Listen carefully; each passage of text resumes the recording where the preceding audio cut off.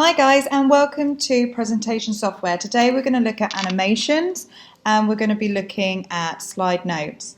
So the first thing I'm going to do is I'm going to copy a couple of characters. So I'm going to go home, copy, go to the slide and then paste. So I'm going to copy, go to slide and click paste. So now I'm going to animate these guys to get them coming in. So I'm going to use animations. Now remember, to use animations you've got to click on what you want to animate. So in this case I'm going to animate Scooby Doo. I'm going to use path animations. Now on a Windows you have to click on the menu here and it will be at the bottom. So I'm going to just draw him in. So I'm just going to go like da, go in like that. And then he's just going to go like that. Very good. Now I'm going to get Shaggy to do a very similar thing. This time I'm going to draw the curve and I'm just going to go like that. And then double click when done. And there we go. So I'm going to have my animation pane, so I'm going to click on there and I can open it. You'll see yours as well. Yours will look slightly different than mine, but they do a very similar thing.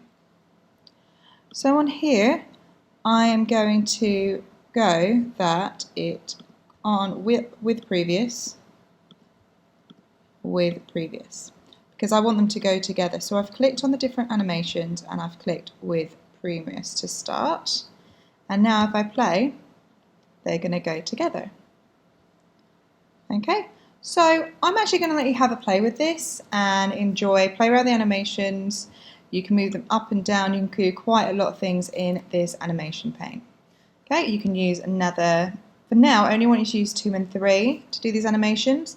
Once you've done that, I'm going to come back to this video and get ready for the next part of the lesson. Okay, welcome back. So by now you should have done multiple animations with the different characters of Scooby Doo. So now we're actually going to do notes. Oh, I've already added one. So notes you can find at the bottom. It has this little bit here.